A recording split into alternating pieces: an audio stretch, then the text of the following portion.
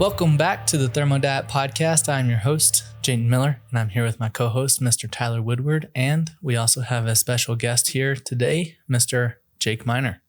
How are we doing today, Jake? I'm doing well. How are you guys doing? Doing great. So what are we talking about today, fellas? Jake, you want to take it away? Yeah. So Tyler brought up a great topic, and I've been racking my brain about it for the last couple of days.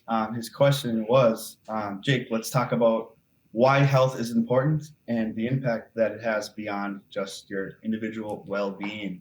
So Jake, before we dive deep into it, you want to just give a little intro to yourself before, obviously everyone knows you from the Thermo Diet group, but he's the Thermo Warrior himself. Yeah. If you guys don't know who I am, my name is Jake Miner. I am the consumer research specialist here at UMZU, aka the Thermo Warrior. So you can find me on the Thermo Diet group all over platforms on UMZU, helping others. I love pro-metabolic health and I love UMZU. So back to the topic of the day is we're talking about health largely and the impact it has on our life and also the lives of those around us. All right. So you kind of want me to go into my opinion? Or Yeah. What my thoughts are? All right. So, why is health important beyond individual well-being? So a couple things come to my mind. The first thing that comes to mind is evolution. So if you think about the last 100 years, we talk a lot about, thermal lifestyles, et cetera. So in a sense, or in my opinion, we're kind of de-evolving from years of birth control, pesticides on our foods, taking medication after medication, eating tons of PUFAs. It's really having detrimental effects on the organism. For example, like smaller brains, smaller people, higher serotonin, lower thyroid function, et cetera. So I think that's kind of destroying, the people's creativity, the ability to question the masses, keeping brain energy high, et cetera. So thinking about this even more, I kind of go into, what would we be like if we were all just thermal warriors? And it kind of reminds me of the movie or the sitcom Star Trek. So at one point in Star Trek, they kind of figured out how to not have world hunger, things like that. And eventually they got to a point where there was no currency, things like that, because they were thriving, and then they went to explore the galaxy, et cetera. Another thing that comes to mind when it comes to, what's beyond health or what's beyond being healthy is these scientific breakthroughs.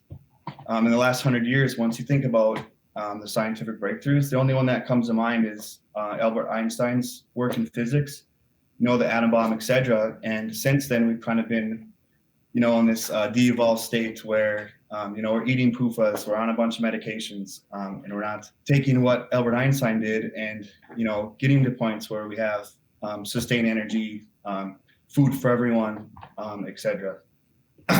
And then, the second thing that comes to mind with your question, Tyler, the importance of health beyond individual well-being is being the best version of yourself. So the energy and vibe I'm able to give off in my life is pretty incredible. And that I can attest to, my state of health. When I was in this poor energy state, that vibe I had was kind of still there, but it was nothing like it is today. So to kind of go into that, I think one of the greatest gifts we get in life is the gift of parenthood. Being in that thermal state, I'm able to be the best father I can be, and that's undeniable. I'm the best dad I know. There's a couple thousand dads in my life, but being in this super thermal state, I can definitely be the best parent, the best version of myself, especially when it comes to teaching, guiding my kids, inspiring, providing, every aspect of being the best dad I can be. It also kind of, that vibe, my thermal state of health and that vibe definitely spills into, I've been coaching for 12 years, youth sports, my coworkers at work, my family, the Thermo Warriors in the group.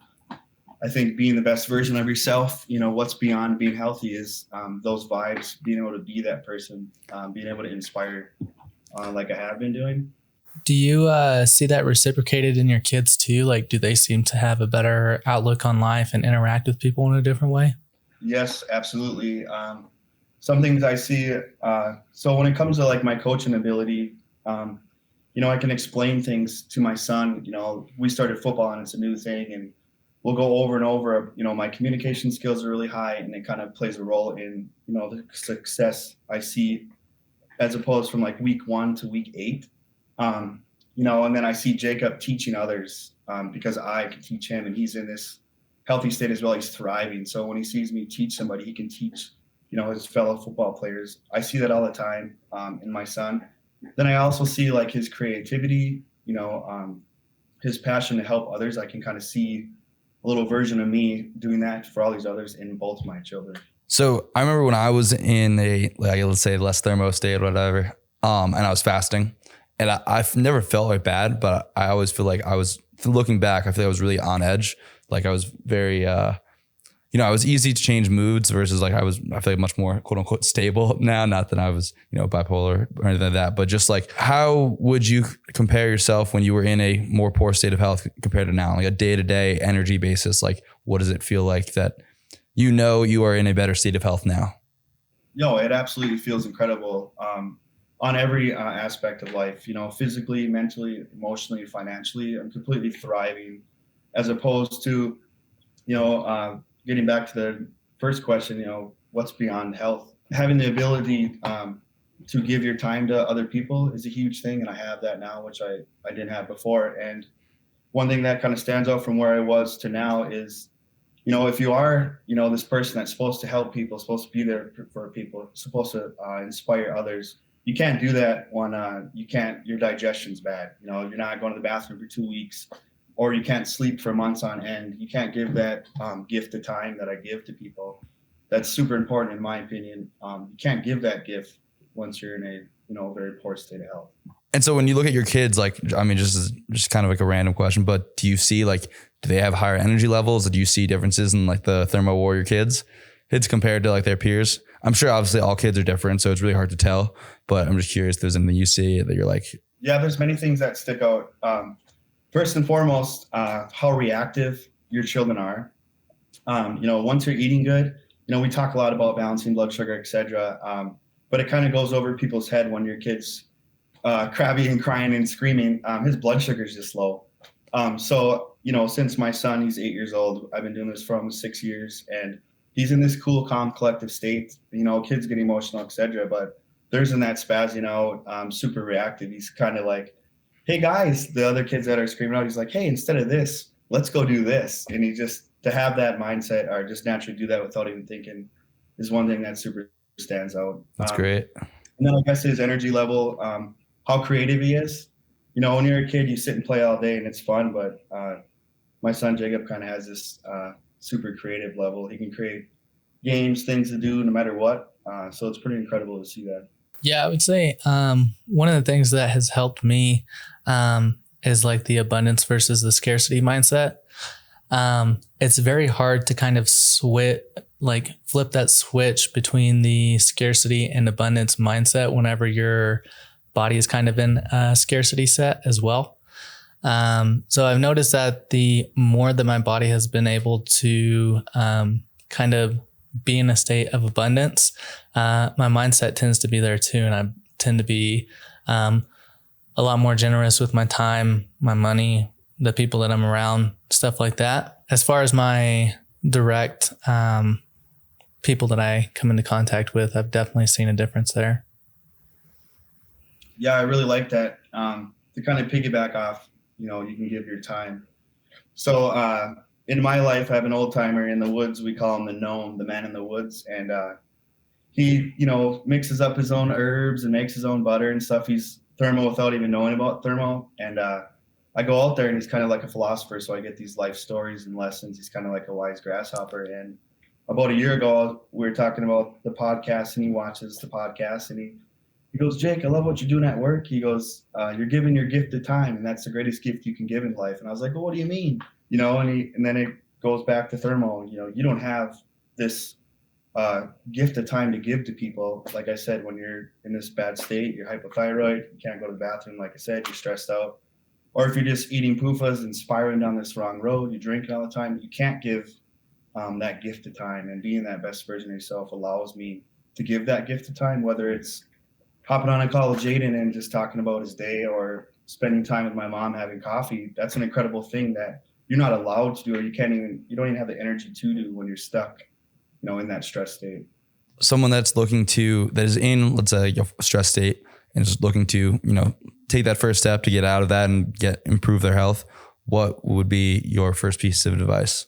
Yeah, first thing I could recommend to people watching this, you're in that stress state, is first and foremost, get a micronutrient panel, get your micronutrient test done.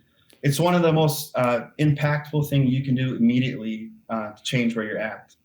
So many people will look to this fat loss program to lose 80 pounds because they're overweight, or they'll look somewhere else for a magic potion or magic supplement. But the impact of eliminating the micronutrient deficiencies are incredible. And I think it's completely overlooked. Second off, I would tell somebody to check out the Thermo Diet program. One thing that kind of separates UMZU from the rest of the companies is we have so much content and we have so much customer employee interaction that it develops like a trust. So dive into UMZU, see what we're all about. Check out the UMZU Fit platform, dive into the groups, get on the IG lives and interact with us and let UMZU be your catalyst for change. But yeah, after the diet, learn how to eat, learn what's, causing stress, what's estrogenic, what's not. And then from there, sprinkle on UMZU supplements to kind of speed up your journey from one end of the spectrum to the other. And then after that, start adding in some of the programs we have at UMZU Fit. They're incredible. Just going to help you get to where you need to go faster. Yeah. Something I've been thinking about a lot lately is how disconnected we've become from our food source. So a lot of my friends like to make fun of me for eating liver, and like they always point to Liver King. It's like, oh, this crazy dude is nuts. But when you think about it from, let's say, an ancestral point of view, it's like you go and you kill this cow, and either you eat the entire cow or you throw away what do they call the entrails, all of the organ meats. You just throw half the cow away, the most nutritious part of the cow. So it's easy when you're that disconnected, right? You just go to the grocery store, you go pick up a steak, or you go buy some chicken, and it's like, that's all you buy. You don't need to eat the rest of it. But when you're in that point of view, that perspective that you are actually like killing the cow, and you obviously don't want to waste it because it's, life is precious. And I think that's part of this huge disconnect between us and our food source. And it goes back to a lot of the Thermo stuff where it's like this nose to tail diet, eating collagenous meats, eating fruit that's ripe and around us, and all this stuff. Like, it seems extreme now, but it's just because we've gotten so far away from what was normal.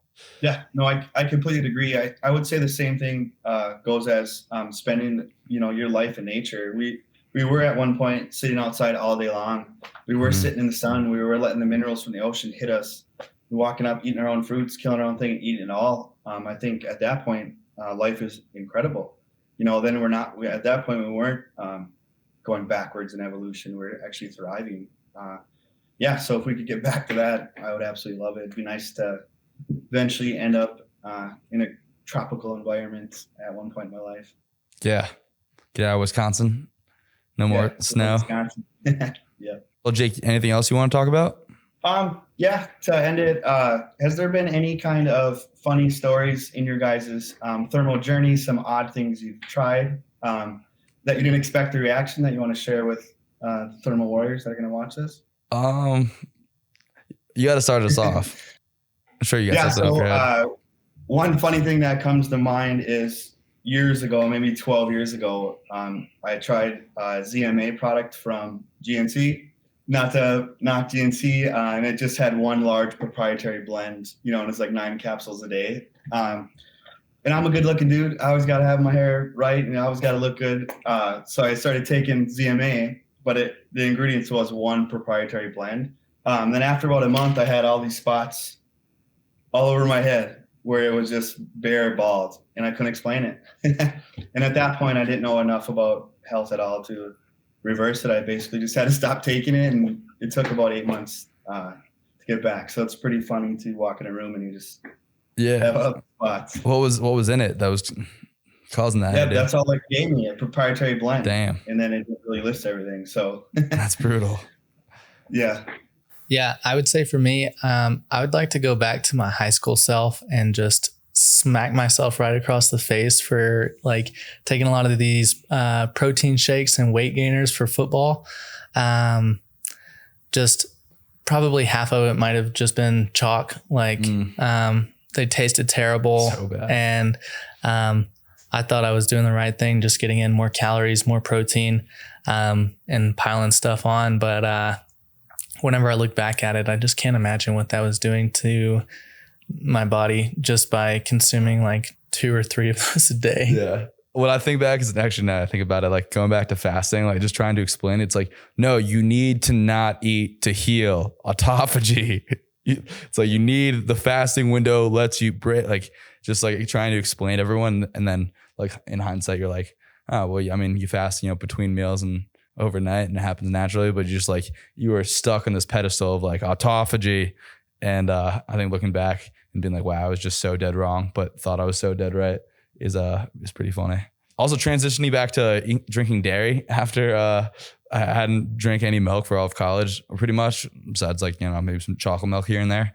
And then going to like drinking like a decent amount of dairy after I transitions back was not the most sightly scene, but we're good now. Yeah, I definitely did the whole intermittent fasting, 20 hours a day, flaxseed capsules, fish oil capsules, green capsules. That's kind of when my health took a dive for the worse after doing that for a very long period of time. I wonder how my health would have been if I wasn't like eating 3 peanut butter jellies every day.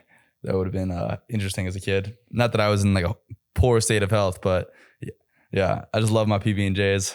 I'm curious to see what my son looks like. He's 8 now at age 14. He's going to be 205, looking juicy, eating liver. Juicy J. Orange juice. Yeah. You'll have to pass down the name. So I think we're going to wrap this one up. Yeah. Thanks for watching, and we'll talk to you on the next one. Have a good one.